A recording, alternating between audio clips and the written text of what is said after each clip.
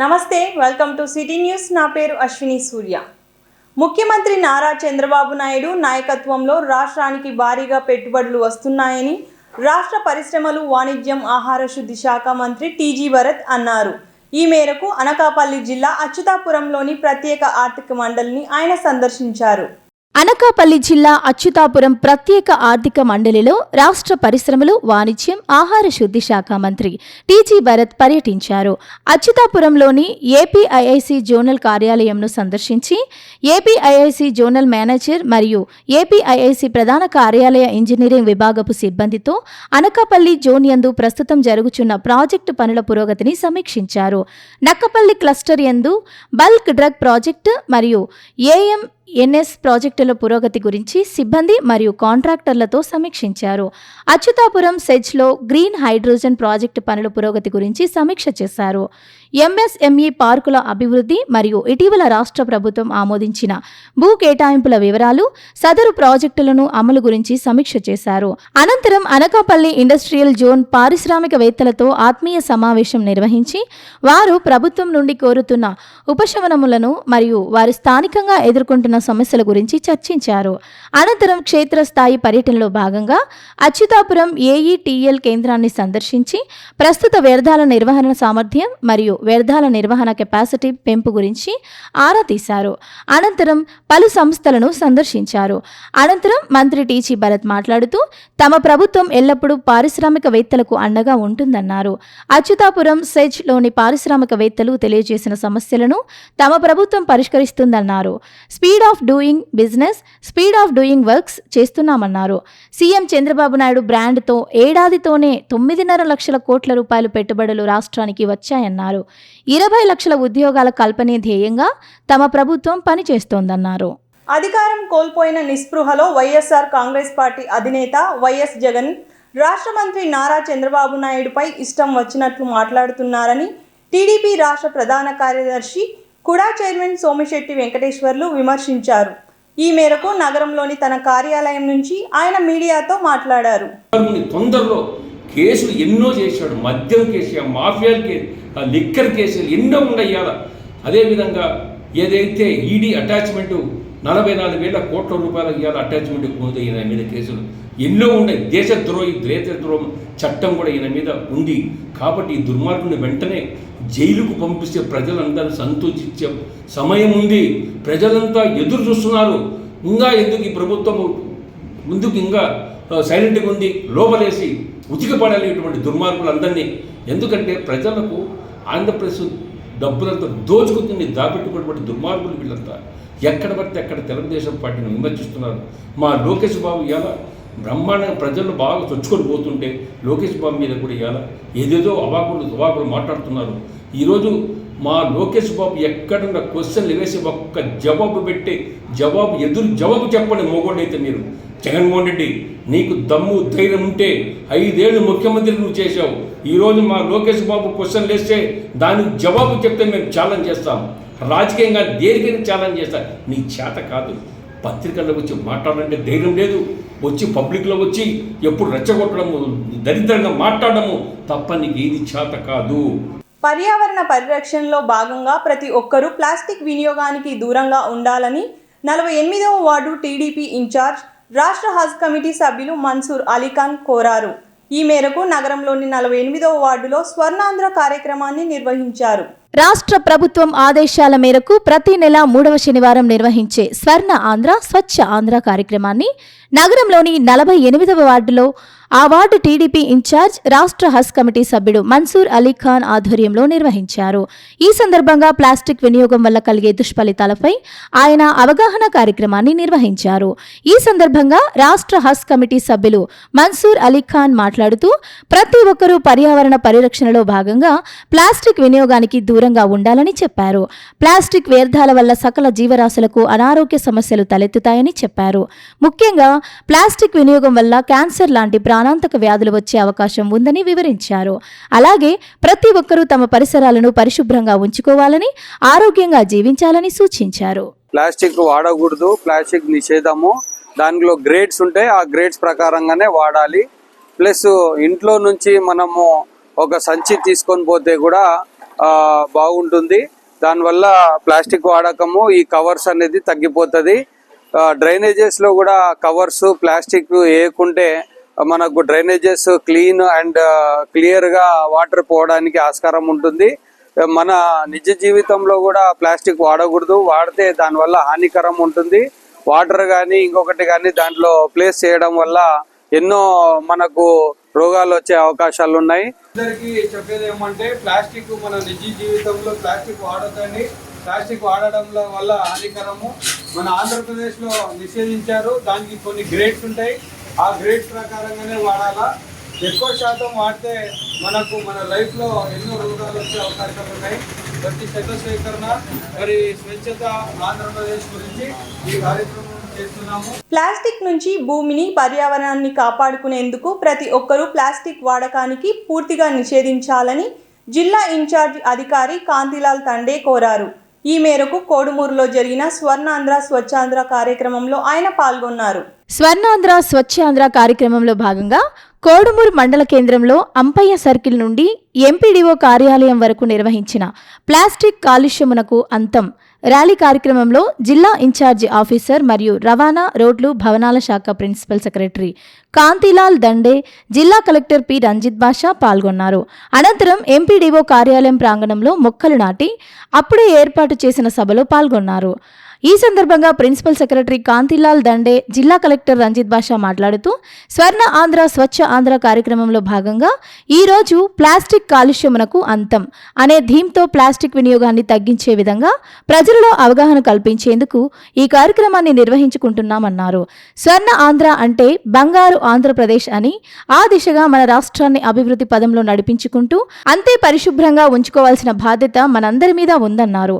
Plastic వినియోగం ద్వారా వాతావరణ కలుషితం అవుతోందని, ప్లాస్టిక్ వినియోగాన్ని పూర్తిగా తగ్గించడానికి మనమంతా అడుగులు వేయాల్సిన అవసరం చాలా ఉందన్నారు.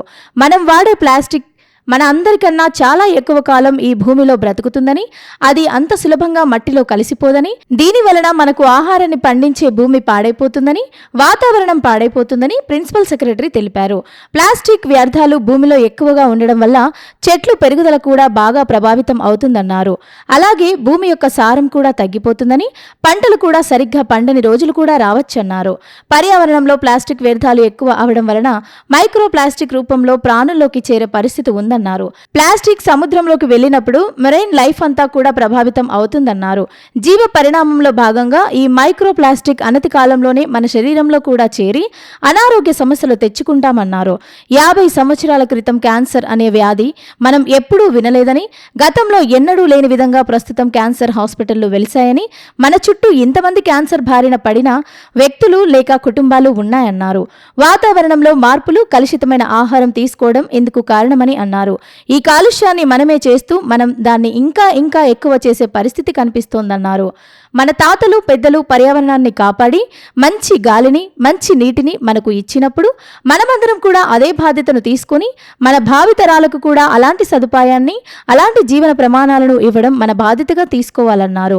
ఈ భూమిని కాపాడుకుందాం, పర్యావరణాన్ని కాపాడుకుందాం, ప్లాస్టిక్ నిషేధిద్దామన్నారు. ప్లాస్టిక్ను రెడ్యూస్, రీసైకిల్, రీయూస్తో పాటు రివ్యూస్ తిరస్కరించే పరిస్థితి రావాలన్నారు. ప్లాస్టిక్ ప్రత్యామ్నాయంగా బయోడిగ్రేడబుల్ ప్లాస్టిక్ తయారు చేసిన వారిని ప్రిన్సిపల్ సెక్రటరీ అభినందించారు. ఇలాంటి వాటిని ప్రోత్సహించాలని ఆయన పేర్కొన్నారు. కర్నూలు ఆర్డీఓ సందీప్ కుమార్, జిల్లా పరిషత్ సిఈఓ నాసరరెడ్డి ప్లాస్టిక్ వినియోగం వల్ల కలిగే అనర్థాల గురించి వివరించారు. అనంతరం స్వచ్ఛ ఆంధ్ర స్వర్ణ ఆంధ్ర ప్రతిజ్ఞను ప్రజలతో చేయించారు. జిల్లా ఇన్ఛార్జి ఆఫీసర్ మరియు రవాణా రోడ్లు భవనాల శాఖ ప్రిన్సిపల్ సెక్రటరీ, జిల్లా కలెక్టర్ క్లాప్ మిత్రులకు సన్మానం చేశారు. సమావేశంలో డిపిఓ భాస్కర్, కోడుమూరు తహసీల్దార్ నాగరాజు, ఎంపీడీఓ రాయుడు తదితరులు పాల్గొన్నారు. సాధించే సంకల్పానికి కట్టుబడి ఉంటానని, ఆంధ్ర రాష్ట్రాన్ని శుభ్రపరచడంలో సహాయం చేస్తుందని నమ్ముతూ ఈ రోజు నుండి నా తోటి వారికి ప్రయత్నిస్తానని, మన ఆంధ్రప్రదేశ్ను స్వచ్ఛ ఆంధ్రప్రదేశ్గా తీర్చిదిద్దేటట్లు నా వంతు కృషి చేస్తానని ప్రమాణం చేస్తున్నాను. ఈసారి ఈ కాన్సెప్ట్ ఏంటంటే end to the plastic pollution. అంటే ప్లాస్టిక్ పొల్యూషన్ని అంతమొందిస్తామనేటువంటి ఒక కాన్సెప్ట్తో మనం ఈ కార్యక్రమాన్ని తీసుకున్నాం. మీకు అందరికీ తెలుసు, మనం లాస్ట్ జూన్లో మన పర్యావరణ దినోత్సవాన్ని జరుపుకున్నాం. ఆ ఇంటర్నేషనల్ లెవెల్గా కూడా ఇదే థీమ్ తీసుకోవడం జరిగింది. సో ప్లాస్టిక్ ఎండ్ చేసేటట్టుగా మన కార్యాచరణ ఉండాలి. అంటే ఒకసారి ఆలోచించండి, ప్రపంచవ్యాప్తంగా, దేశవ్యాప్తంగా, అలాగే రాష్ట్ర వ్యాప్తంగా, జిల్లా వ్యాప్తంగా ఇన్ని ప్రోగ్రాములు అగ్నెస్ట్ ద ప్లాస్టిక్ చేస్తున్నారు అంటే there is the threat. So ఒక మానవ జాతికి, మానవాళికి డెఫినెట్గా ఏదో ఒక థ్రెట్ లేకుండా ఉంటే మన ఇంతమంది ప్రపంచవ్యాప్తంగా ఒక కార్యక్రమాన్ని చేపట్టే అవకాశం ఉండదు. సో ఎందుకు ఈ ప్లాస్టిక్ లేకుండా చేయాలి? ఒకసారి మీరు ఆలోచించండి. మనం సింపుల్గా మీరు మీ తల్లిదండ్రులు కావచ్చు, లేదు ఇక్కడ ఉన్నటువంటి చాలామంది వాళ్ళ తల్లిదండ్రులు, వాళ్ళ గ్రాండ్ ఫాదర్స్ కావచ్చు, మరి వాస్తవంగా సాయిల్లో వేసే మాట అయితే అది తప్పనిసరిగా అది డీగ్రేడబుల్ కాదు. మరి మట్టి అంతా కూడా పూర్తిగా పొల్యూషన్ అయిపోతుంది, అగ్రికల్చర్కి సంబంధించి ప్రొడక్టివిటీ తగ్గిపోతుంది. అదే వాటర్లో మనం ఈ యొక్క ప్లాస్టిక్ వేసే మాట అయితే మరి వాటర్లో ఉన్నటువంటి జలాచరణాలకు వీటికి సంబంధించి కూడా చాలా ఇబ్బందికరం అవుతుంది. అట్లే కాలుష్య పరంగా కూడా చాలా ఇబ్బందులు మనం ఎదుర్కొని శ్వాసకోశ వ్యాధులు కానీ, ఇతర కాలేయ వ్యాధులు కానీ ఇవన్నీ కూడా ఉంటుంది. సో మనం అందరం కూడా ఒక థీమ్ ప్రకారంగా మరి గౌరవ చీఫ్ మినిస్టర్ గారు లాంగ్ టర్మ్ దానికి ఒక యాక్షన్ ప్లాన్ ఇస్తున్నారు. దాని ప్రకారంగా మనము ప్రభుత్వ యంత్రాంగం ఎన్ని కార్యక్రమాలు చేసినప్పటికీ ప్రజల ఆలోచన విధానంలో కూడా తప్పనిసరిగా మార్పు రావాలి. మనం వాడి పడేసిన ప్లాస్టిక్ నీకన్నా నాకన్నా మన అందరికన్నా కూడా చాలా ఎక్కువ కాలం ఈ భూమిలో బ్రతుకుతుంది.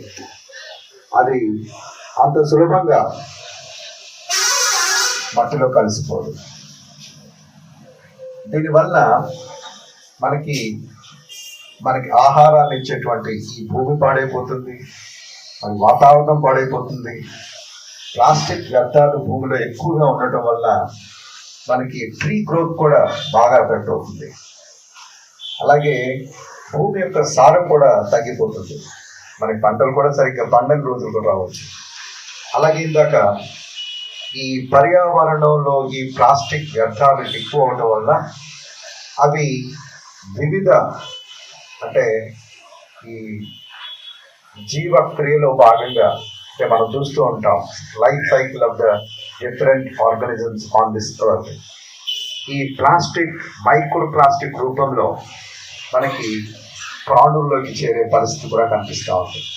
ఇలాగ సందీప్ మాట్లాడుతూ చెప్తూ ఉన్నారు, మెరైన్ లైఫ్ అంతా కూడా బాగా ఎఫెక్ట్ అవుతుంది అని. అంటే ముఖ్యంగా ఈ చేపలు కానీ, అంటే నీటి అంటే ఈ ప్లాస్టిక్ చాలా చోట్ల మనం ఇందాక కలెక్టర్ గారు కూడా చెప్తూ ఉన్నారు, మనం పడేసిన ప్లాస్టిక్ అది అంటే మన యొక్క వ్యర్థాలతో పాటుగా నీటిలో కూడా చేరుతుంది. అది అల్టిమేట్గా సముద్రంకి చేరినప్పుడు అక్కడున్న చేపలు అంటే ఇవన్నీ కూడా మెరైన్ లైఫ్ అంతా కూడా ఎఫెక్ట్ అవుతుంది అని చెప్పారు.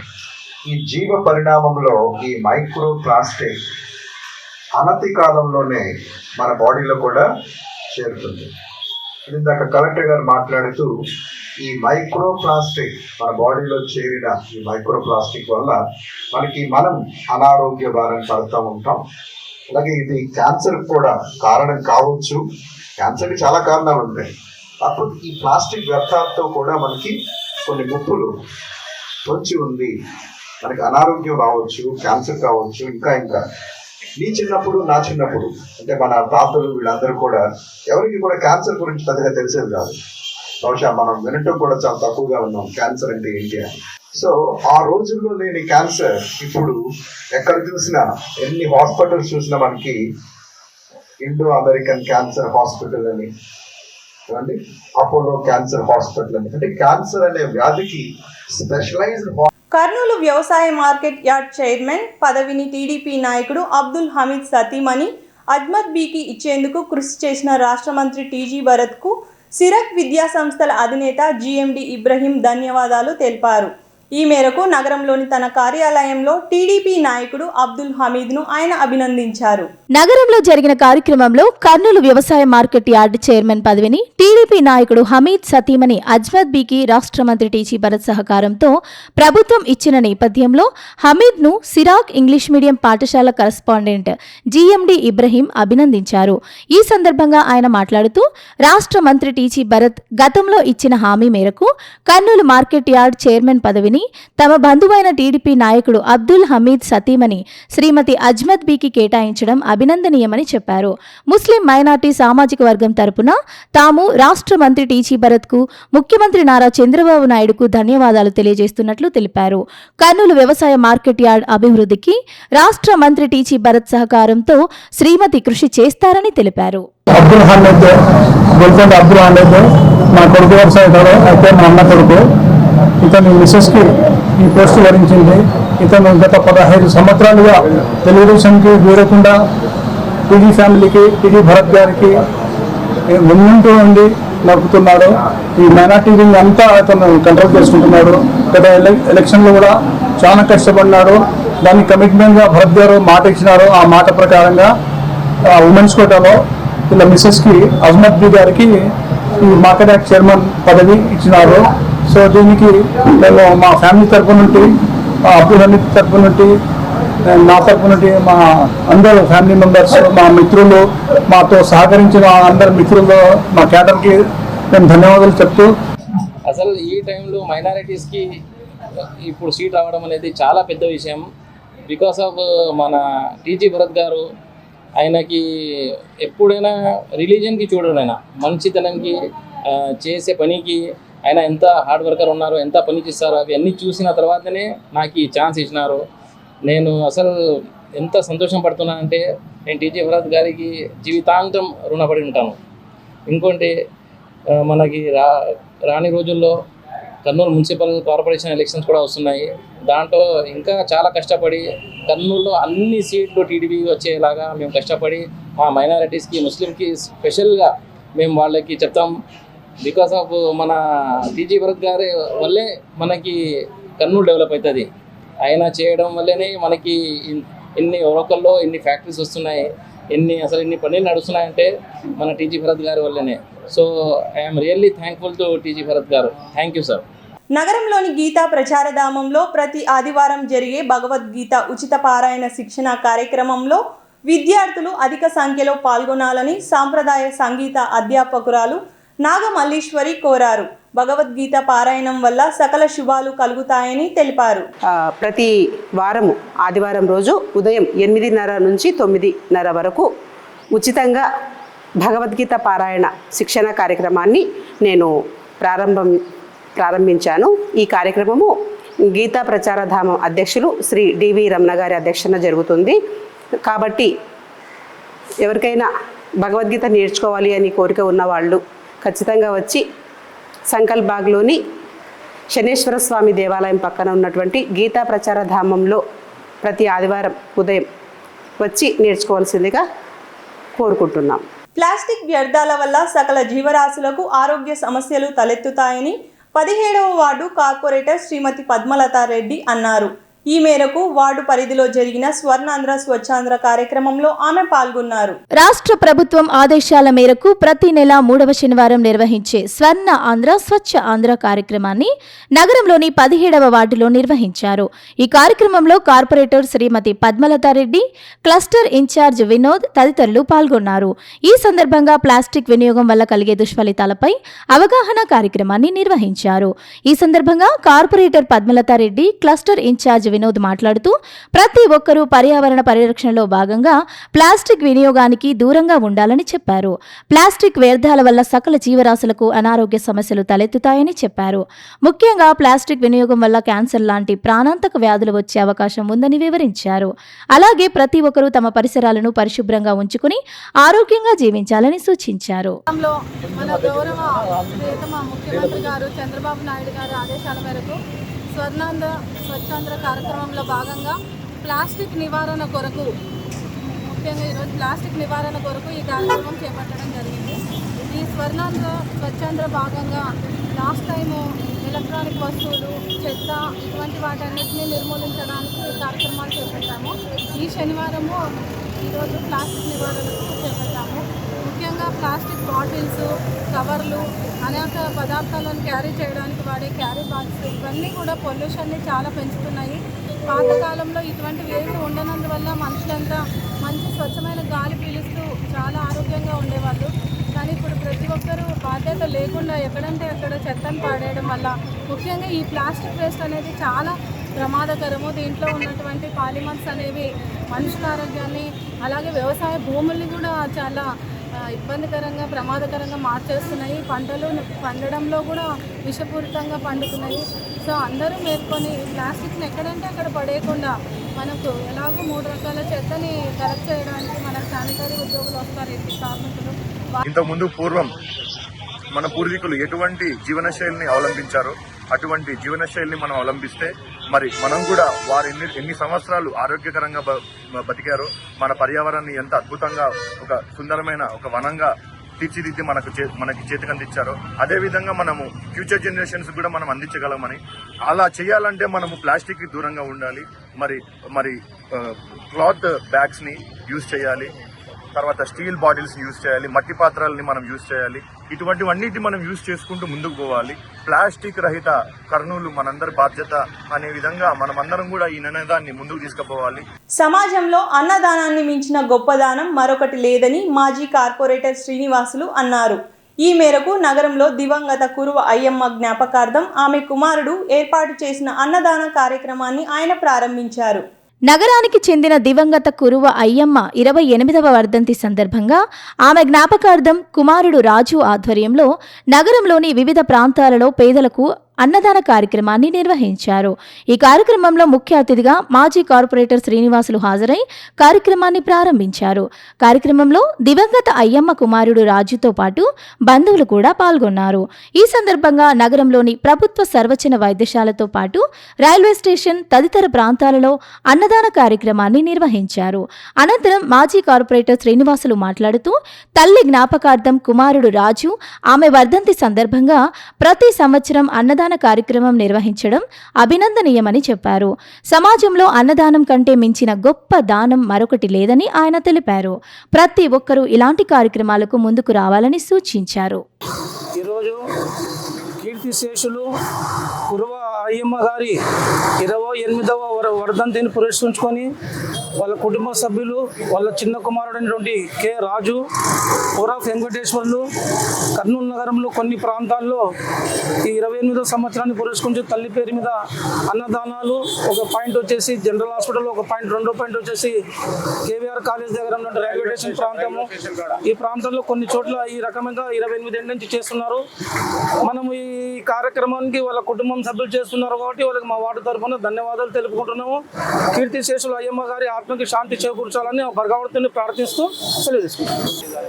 మా తల్లి గారు అయిన అయ్యమ్మ మా తల్లి గత సంవత్సరాల నుంచి జనరల్ హాస్పిటల్ చుట్టుపక్కల ఉన్న ప్రాంతాలలో అన్నదానం చేసి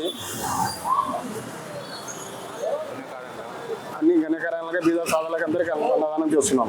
ఈ నెల 21వ తేదీ నగరంలోని గీతా ప్రచారధామంలో ఏకాదశి సందర్భంగా సంపూర్ణ భగవద్గీత పారాయణ కార్యక్రమాన్ని ఏర్పాటు చేసినట్లు గీతా ప్రచార సంఘం ప్రతినిధి వెంకటరమణ తెలిపారు. ఈ కార్యక్రమంలో భక్తులు అధిక సంఖ్యలో పాల్గొనాలని ఆయన కోరారు. హరి ఓం. గీతా ప్రచార సంఘం తరఫున గీతా ధామం నందు ప్రతి ఏకాదశికి భగవద్గీత పారాయణం జరుగుతున్నది. అలాగే ఈ నెల 21/7 నాడు భగవద్గీత పారాయణం అనగా సోమవారం జరుగుతుంది. కాబట్టి భక్తులందరూ వచ్చి పాల్గొని కార్యక్రమం జయప్రదం చేసి అలాగే ప్రసాద వితరణ ఉంటుంది, తీసుకొని పోవాల్సిందిగా కోరుచున్నాము. బుధవారపేటలోని చెన్నకేశవ స్వామి ఆలయం నిర్మించి 150 సంవత్సరాలు పూర్తయిన సందర్భంగా నగరంలోని టీజీవీ కళాక్షేత్రంలో వార్షికోత్సవ వేడుకలు నిర్వహిస్తున్నట్లు ఆలయ కమిటీ ప్రతినిధులు వీరస్వామి నరసింహులు తెలిపారు. ఈ సందర్భంగా సంగీత విభావరి కార్యక్రమాన్ని ఏర్పాటు చేసినట్లు వాళ్ళు తెలిపారు. నగరంలో జరిగిన కార్యక్రమంలో బుధవారపేట శ్రీ చెన్నకేశవ స్వామి ఆలయ కమిటీ ప్రతినిధులు వీరస్వామి నరసింహులు మాట్లాడుతూ శ్రీ చెన్నకేశవ స్వామి ఆలయం నిర్మించి 150 సంవత్సరాలు పూర్తయిన సందర్భంగా అలాగే ఆలయ రిజిస్ట్రేషన్ జరిగి 30 సంవత్సరాలు పూర్తయిన సందర్భంగా వార్షికోత్సవ వేడుకలు నిర్వహిస్తున్నట్లు తెలిపారు. నగరంలోని టీజీవీ కళాక్షేత్రంలో ఈ వార్షికోత్సవ వేడుకలను నిర్వహిస్తున్నామని వెల్లడించారు. ఈ సందర్భంగా ప్రముఖ గాయకులు ఘంటసాల, బాలసుబ్రహ్మణ్యం, మహమ్మద్ రఫీ వంటి గాయకుల పాటలతో కూడిన సంగీత విభావరి కార్యక్రమాన్ని ఏర్పాటు చేసినట్లు తెలియజేశారు. ఈ కార్యక్రమంలో ప్రజలు అధిక సంఖ్యలో పాల్గొని విజయవంతం చేయాలని కోరారు. జై చెన్నకేశవ. నా పేరు కందుల అర్జున్. చెన్నకేశవ స్వామి నాటక కళా భజన మండలి 31వ సంవత్సరం పండుగ జరుపుతున్నాము. భజన మండలి మా పెద్దలు, మా సీనియర్లు వచ్చేసి ఇప్పటికి 70 సంవత్సరాల నుండి భజన చేస్తున్నారు చెన్నకేశవ స్వామి ఆలయంలో. ఇప్పుడు రిజిస్ట్రేషన్ చేసి చెన్నకేశవ స్వామి భజన మండలి 30 సంవత్సరాలు అయింది. కావున 30 సంవత్సరాల వార్షోత్సవం జరుపుతున్నాము. ఈ భజన మండలి మా సీనియర్లకు కొందరికి సన్మాన కార్యక్రమాలు పెట్టినాము. ఎందుకంటే ఇప్పుడు చాలా మంది భజన కంటే రావడం లేదు. వీళ్ళకు సన్మానాల కార్యక్రమాలు పెట్టిన తర్వాత మిగతా వాళ్ళు కూడా వస్తారనే ఉద్దేశంతో ఈ కార్యక్రమాన్ని జరుపుతున్నాము. నా పేరు B Veeraswamy, retired revenue officer, Kurnool municipal corporation. Chennakesava Swamy గుడి బుధవారపేటలో వెలిసి 150 సంవత్సరాలు అయింది. ఆ గుడికి రిజిస్ట్రేషన్ చేసి 30 సంవత్సరాలు అయిన సందర్భంగా మేమందరం కలిసి లలిత కళా సమితి టీజీవీ కళాక్షేత్రం నందు వార్షికోత్సవం జరుపుకుంటున్నాము. ఈ వార్షికోత్సవంలో ఘంటసాల, బాలసుబ్రహ్మణ్యం, మహమ్మద్ రఫీ, వారి జేసుదాసు వారి యొక్క పాటలు విని ప్రజలందరూ ఆనందిస్తారని మేము అనుకుంటాం. మా బుధవారపేటలో వెలిసిన శ్రీ చెన్నకేశవ స్వామి ఆలయము 150 సంవత్సరాల చరిత్ర గల దేవాలయము. ఆ దేవాలయంలో నిత్యము భజనలు, స్వామివారికి అభిషేకాలు అన్నీ జరుగుతుంటాయి. ఈ సందర్భంగా శ్రీ చెన్నకేశవ నాటక కళా భజనలోని ఒక కల్చరల్ ఆర్గనైజేషన్ని మేము ఏర్పాటు చేసుకున్నాము. ఆ కల్చరల్ ఆర్గనైజేషన్ ఏర్పాటు చేసి 30 సంవత్సరాలు అయింది. ఆ 30 సంవత్సరాల వార్షికోత్సవంను ఘనంగా జరుపుకోవటకు టీజీవీ కళాక్షేత్రంలో ఆదివారము రేపు ఈ 30వ వార్షికోత్సవం జరుపుతున్నాము. ఆ సందర్భంగా ఘంటసాల మరియు బాలసుబ్రహ్మణ్యము, మహమ్మద్ రఫీ, జయదాస్ గారి గానామృతమును ఏర్పాటు చేసుకున్నాము. ఇంతటితో ఈనాటి సిటీ న్యూస్ సమాప్తం. రేపు ప్రసారమే సిటీ న్యూస్లో మళ్ళీ కలుద్దాం. నమస్కారం.